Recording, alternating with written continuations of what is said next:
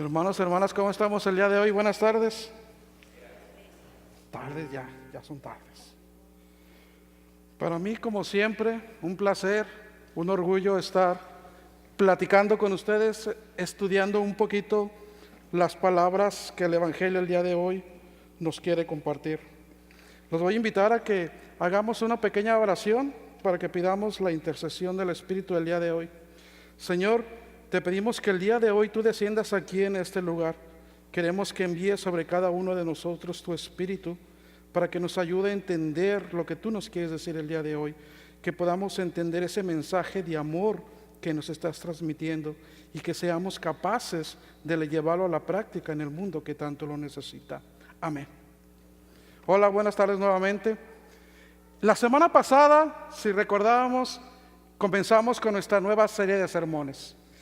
Este mes estamos celebrando un aniversario más de nuestra iglesia, de nuestra casa espiritual.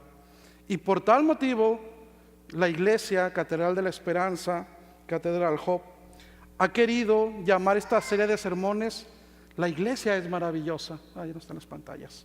La iglesia es grandiosa. Y la semana pasada tuvimos la oportunidad de orar por nosotros mismos.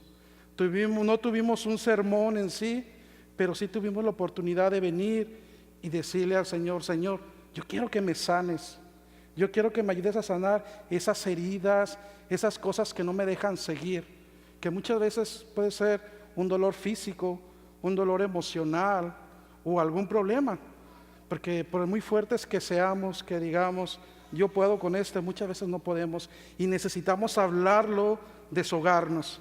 La semana pasada al menos yo quedé muy emocionado porque es muy fuerte la emoción que se vive, y cuando uno está haciendo oración es el Espíritu el que habla. A mí me preguntaba Willy después: ¿qué me dijiste? Le dije: Willy, no me acuerdo, porque estábamos tan profundos que realmente no recuerdo lo que habíamos dicho, pero sé que el Señor trabajó en nosotros y en todos.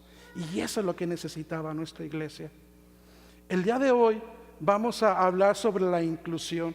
Como todos saben, nosotros somos una iglesia VIP, vibrante, inclusiva y progresista. Pero yo quisiera empezar reestudiando algunos términos y preguntándoles a ustedes: ¿ustedes saben qué es iglesia? ¿Qué significa iglesia? ¿Qué es la iglesia? ¿Alguien? Por lo menos levanten la mano. ¿Alguien sabe qué es iglesia? ¿Nadie sabe qué es iglesia? La unión. Ok, la unión. Luisita, ¿qué es la iglesia? Para ti, ¿qué es la iglesia? Bueno, tampoco. Ok, ¿qué es la iglesia? Si nos vamos al significado, si vamos al significado bíblico, o muchas personas creen en la actualidad que la iglesia es el edificio, que esto es la iglesia. Mucha gente cree eso y ven simplemente la iglesia como un edificio, pero esa no es la definición bíblica de la palabra iglesia.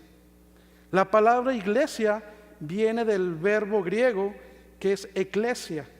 Disculpen mi hebreo porque así como mi inglés es pésimo, que significa una asamblea o una convocatoria. Entonces, el significado de la palabra o la raíz de iglesia no es un edificio, sino es la gente que formamos esta iglesia.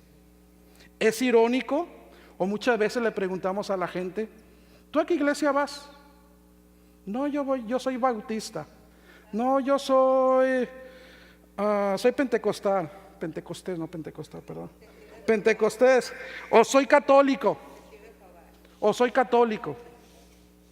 Pero realmente ellos están hablando de una denominación, y eso no es una iglesia. La iglesia somos todos nosotros. En resumen, la iglesia no es este edificio. De acuerdo con la Biblia, la iglesia es el cuerpo de Cristo. ¿Y quién forma el cuerpo de Cristo? Todos nosotros, todos los que nos acercamos con fe y le decimos a Cristo: yo creo en ti, y porque creo en ti yo sé que me voy a salvar. Y esa es la iglesia que somos nosotros, una iglesia de Cristo que tenemos que estar siempre unidos. Entonces ahora si les pregunto, ¿quién sabe qué significa iglesia? ¿Nadie? Lo puedo volver a repetir. Claro, nosotros somos la iglesia. Y las demás cosas son denominaciones, católico, bautista, pero todos pertenecemos a la iglesia de Cristo, que es un concepto donde tenemos que empezar para quitar esas divisiones, que me lleva a la segunda parte de lo que quiero hablar el día de hoy, que es la inclusión. ¿Alguien sabe? Nada más levante la mano si quiere. ¿Qué es inclusión? ¿Sí? ¿Es una actitud o es una tendencia para integrar a todas las personas? Y normalmente cuando hablamos de incluir, esto quiere decir que todos debemos de sacar un provecho dentro de esa inclusión. La inclusión busca que todos, como aquí en esta iglesia, que somos una iglesia inclusiva, busca que todos estemos en una misma armonía, sin importar cuál sea tu preferencia sexual, cuál sea tu denominación religiosa, si creas o no creas en la Virgen. O sea, no importa. Eso es la inclusión. Y de esa inclusión todos debemos de sacar, no sé si voy a implementar mal la palabra, ese provecho que es nuestra salvación, que es lo que buscamos. Y normalmente cuando hablamos de inclusión es porque muchas veces nos hemos sentido excluidos de algunas denominaciones. Por eso nosotros podemos decir, todos los que estamos aquí, que nuestra iglesia es grandiosa y es inclusiva. ¿Por qué lo es? Porque estamos aquí, porque podemos ser nosotros mismos. A Cristo no le importa de dónde vengamos, qué somos, qué fuimos o qué hacemos, sino que estamos todos juntos para poder crecer y para poder salir adelante. Nosotros como Catedral de la Iglesia, como Catedral de la Esperanza, por mucho tiempo se nos ha conocido y todavía se nos sigue diciendo como la iglesia gay más grande del mundo. Somos esa denominación más grande y somos también una denominación de la Iglesia Unida de Cristo, de las más grandes. Y eso nos debe llenar de orgullo. ¿Por qué? Porque quiere decir que estamos trabajando bien, hacia el bien común de todos nosotros que somos esta iglesia. Pero también me quiero hacer otra pregunta. No me la conteste, nada más hay que pensarla. ¿Y realmente somos inclusivos nosotros? ¿Realmente lo somos? ¿Aceptamos a las demás personas sin importar sus creencias dogmáticas? ¿Las aceptamos? ¿O que las criticamos? ¿Aceptamos a las personas que piensan diferente a nosotros e incluso a las personas que nos critican? ¿De qué está hablando si ni sabe? ¿Aceptamos al inmigrante indocumentado? ¿Aceptamos a aquella persona que no tiene una gran carrera, un gran título? ¿Aceptamos a la persona que nos critica y que dicen verdades que a veces duelen? A veces duelen porque las verdades duelen. ¿Aceptamos al que tal vez robó? ¿Al que tal vez hizo fraude? ¿Al que tal vez engañaron y cayó en un error? ¿O al que asesinó? ¿O simplemente sacudimos la cabeza, nos deslindamos y cerramos las puertas? Tú eres bienvenido aquí, porque eres un mal ejemplo para mi iglesia. Ese, hermanos, es el reto que tenemos como iglesia inclusiva. Es difícil, pero es un gran reto. Que siempre este lugar esté abierto y con las puertas abiertas para recibir a la persona que sea o no sea LGBTQ, sea el peor pecador, el peor ladrón, el peor estafador. Esta es nuestra casa y siempre debe tener las puertas abiertas. No estoy hablando de las puertas físicas que tenemos a la entrada. Estoy hablando de las puertas de nuestro corazón para poder acoger a nuestros hermanos y poder alzar nuestra voz cuando veamos una injusticia, porque también existen injusticias aquí en nuestra iglesia. Acuérdense que la iglesia somos nosotros. Y poder levantar la voz cuando veamos que pase algo que no nos gusta. En la lectura, en el Evangelio del día de hoy, hablábamos sobre el milagro de la multiplicación de los panes. Muchas veces nosotros pasamos por este pasaje y lo primero que estudiamos es ok, tú dale a Dios y Él te lo va a multiplicar. Si tú das, Él te lo va a multiplicar. Él multiplicó los panes y comió toda la gente. Al inicio, yo quisiera verlo desde un poquito de otro punto de vista. El Evangelio, este relato, en este Evangelio, está mencionado en los 4 Evangelios. De ahí el hecho de la importancia, qué significa el mensaje que Jesús nos quiere dejar, para que los 4 evangelistas lo hayan tomado. El inicio, el evangelista nos dice que Jesús recibió a toda la gente. Él tal vez venía cansado, venía de Betania, sentamos un poquito en el contexto, estuvo todo el día platicando con ellos, sanando a los enfermos, escuchándolos. Tal vez Cristo ya estaba cansado, pero Él seguía ahí, como vulgarmente decimos, al pie del cañón. A Jesús no le importó quiénes eran los que les estaban siguiendo o por qué lo estaban siguiendo, porque también dicen que toda la gente que seguía a Jesús no era por el hecho de quererlo Salvador, sino por el hecho del morbo de estar ahí y ver qué es lo que iba a hacer ese profeta o qué les iba a dar ese profeta. Eso no lo sabemos, pero a Jesús no le importó. Él estaba ahí. Incluso Él lo seguía capacitando y enseñándoles cuál era su plan de salvación. Él incluyó a toda la gente en ese plan de salvación. Y este es un nuevo ejemplo que nosotros como iglesia inclusiva debemos de tomar. Acoger a quien sea, donde sea, como venga, para ser inclusivos y dejar de ser exclusivos, de que tú no perteneces aquí por tal razón.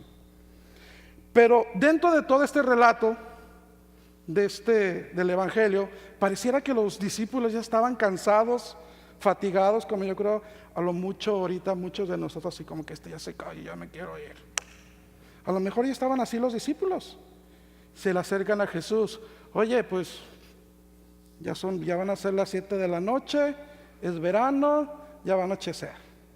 Ya manda a la gente que se vaya, que vayan a comprar comida, porque aquí no hay nada cerca. McDonald's todavía lo estaban construyendo, y pues ¿dónde van a comer? Jesús les dice: denle ustedes de comer. Ay, hijo, espérate, Jesús, ¿cómo le vamos a dar de comer a nosotros? La escritura dice que eran 500 hombres. Acuérdense que estamos hablando de puros hombres. No hemos contado a las mujeres ni a los niños.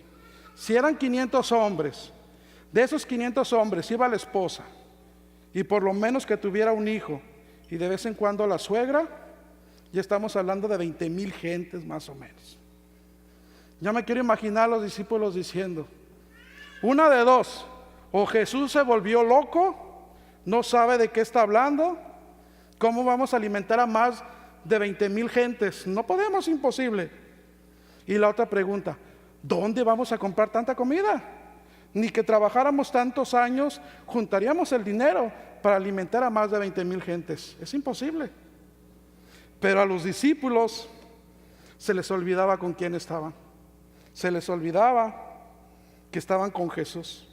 Y como decía Nora en la oración pastoral, para Jesús nada es imposible. Si Él decía, vamos a alimentar a 20,000 personas, Él las alimentaba. Él las alimentaba.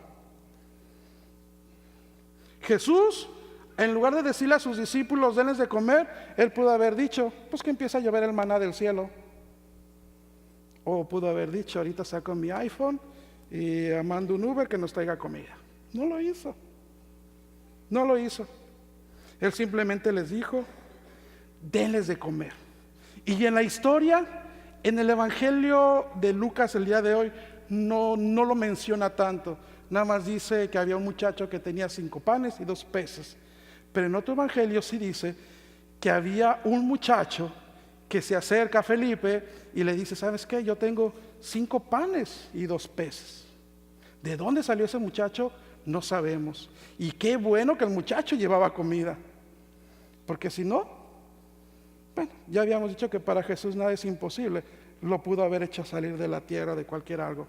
Pero ahí estaba ese muchacho. Ese muchacho que solamente tenía 5 panes y 2 peces. La historia no lo dice, yo quiero imaginármelo. Tal vez la mamá fue la precavida, le dijo, mijita, ¿dónde vas? Llévate tu lonche. Tal vez. O tal vez el muchacho lo llevaba. Pero el chiste es que él estaba ahí. Y Jesús le dice, bueno, pues tráigame en esos panes. El muchachito pudo haber respondido, espérate, ese es mi lonche, ¿por qué te lo vas a llevar? Hay ellos gorrones que no se prepararon. Y eso a veces nos pasa, muchas veces nos vamos como Dios nos trae y ya cuando estamos allá nos acordamos que se nos olvidó la comida o los refrescos. ¿Verdad, palomita? Pero bueno, el muchacho no, al contrario dijo, aquí estoy lo que yo tengo. Y es al punto donde yo quiero llegar y quiero enfocarme. Tú, como persona, como miembro de esta iglesia, ¿qué tienes para darle a Dios el día de hoy? ¿Qué tienes? No estoy hablando de una aportación económica, de un diezmo, que muchas veces es como se interpreta este pasaje. O sea, ¿tú qué tienes para darle a Dios el día de hoy? ¿Qué tienes? El muchacho tenía 5 panes y 2 peces. Eso era lo que él tenía. Y Jesús, con esos 5 panes y con esos 2 peces, hizo milagros. Alimentó a más de 20,000 gentes. Entonces, ¿tú qué tienes para darle a tu iglesia, para darnos a nosotros como iglesia el día de hoy? Pregúntatelo. ¿Qué tenemos para darle? Jesús nos ha regalado y nos ha llenado de talentos. Muchas veces nosotros no entendemos o no nos sentimos capaces o sentimos que no servimos para nada. Pero por allá atrás pueden decir, yo sé cantar, pero me da pena. Ese es tu talento que le puedes dar a Dios. Yo sé hacer de comer, a mí me queda sabrosísima la comida. Ese es tu talento, aprovéchalo para tu iglesia. Yo soy bueno para recibir a la gente. Ok, dale ese talento a tu iglesia y ponte a recibir a la gente. Yo soy bueno para organizar grupos, organiza grupos. Yo soy bueno para hacer fiestas, haz fiestas. Yo soy bueno para escuchar a la gente. Pues entonces, escucha a la gente. Hay que ser como ese muchacho que dijo, Señor, yo no tengo nada, pero lo único que tengo son 5 panes y 2 peces, y yo te los doy para que tú los multipliques. Dice el Evangelio que cuando Jesús tomó esos 5 panes, esos 2 peces, toma la canasta, lo levanta, lo bendice y da gracias, es cuando ocurre el milagro. Si nosotros reconocemos nuestros talentos, los ponemos y le damos gracias a Dios por cada cosa que nos da, créanme que aunque nosotros no se lo pidamos, el Señor nos va a multiplicar en nuestra vida y nos va a bendecir en nuestra vida, porque estamos dispuestos a dar eso que el Señor nos da, que no nada más es para nosotros, que debe ser para todos. Tal vez no para todo el mundo, pero sí para nosotros que somos nuestra iglesia. Y también tenemos que aprender que cuando nosotros dejemos de atacar a nuestra iglesia, dejemos de quejarnos que porque si eso está bien, que si porque aquello no está bien, que si porque este dijo eso, que si porque aquel dijo eso. Si nosotros dejamos eso de lado y nos unimos y usamos nuestros talentos, usamos nuestra inclusión, esta iglesia va a estar llena. Va a estar llena de gente hambrienta, que no vamos a alimentar con 5 panes y 2 peces, pero lo vamos a alimentar con el verdadero alimento, con ese pan de vida que es Jesucristo. Y ese día podremos decir que estamos unidos como iglesia, que somos una iglesia inclusiva y que estamos listos y preparados para recibir al mundo. Yo los invito, hermanos, hermanas, que el día de hoy, cuando sobre esta mesa se haga el momento del ofertorio, cuando venga el pan, cuando venga el vino, en tu corazón tú le digas: Jesús, yo tal vez no tengo nada, pero tengo las ganas de servirte, tengo las ganas de estar contigo.